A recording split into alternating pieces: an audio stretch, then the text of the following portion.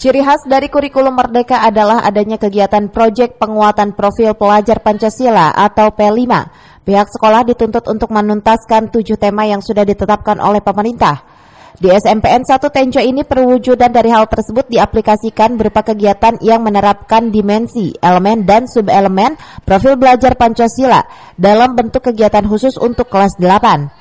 Tema yang ditetapkan tentang kewirausahaan di mana anak didik diarahkan untuk berusaha membuat sebuah produk secara berkelompok.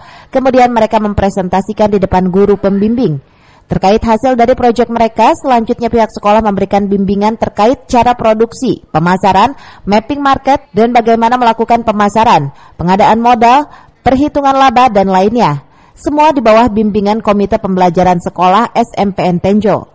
Untuk di SMPN 1 Tenjo, kegiatan ini telah berlangsung sejak tahun 2021 dan hasil dari kegiatan tersebut telah mencetak wirausahawan muda yang kini telah duduk di bangku SMA. Dasar dari dipilihnya bidang entrepreneur oleh pihak sekolah, Kepala SMPN 1 Tenjo menegaskan diharapkan kegiatan ini bisa dijadikan sebagai bekal bagi anak didik agar memiliki kemampuan untuk mandiri dan akan bermanfaat ketika mereka kembali ke tengah masyarakat. Jadi untuk tema kali ini bagi siswa kelas 8 di SMP Negeri 1 Tenjo mengambil tema tentang kewirausahaan. Kewirausahaan.